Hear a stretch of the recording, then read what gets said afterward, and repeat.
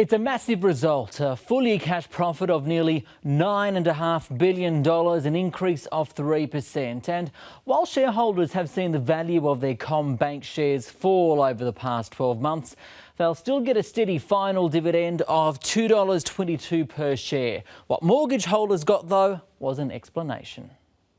Australia's biggest bank is also the most profitable, but greater competition and moves by the corporate regulator for all banks to hold more capital in the event of an economic downturn are putting pressure on margins. The more capital they obviously hold on the balance sheet, the more margin pressure they're going to have, so that is a bit of a concern. That's one of the reasons why banks are holding on to some of the Reserve Bank's interest rate cut.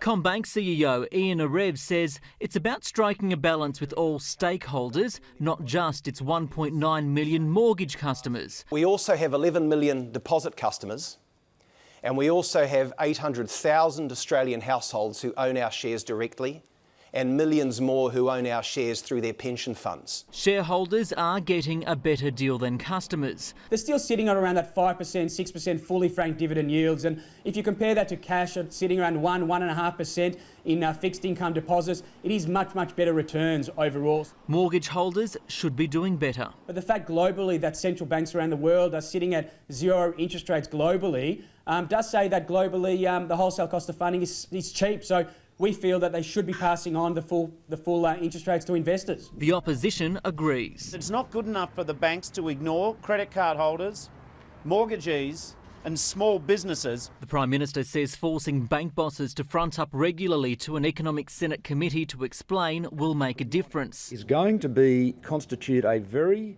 significant long-term change to the bank's culture. While the focus has been on the commercial banks, Reserve Bank Governor Glenn Stevens has used his final public address to warn the government that it needs to do more. This will complicate the fiscal discussion. We can't just assume that monetary policy can simply dial up the growth in demand that we need. We need to be realistic here.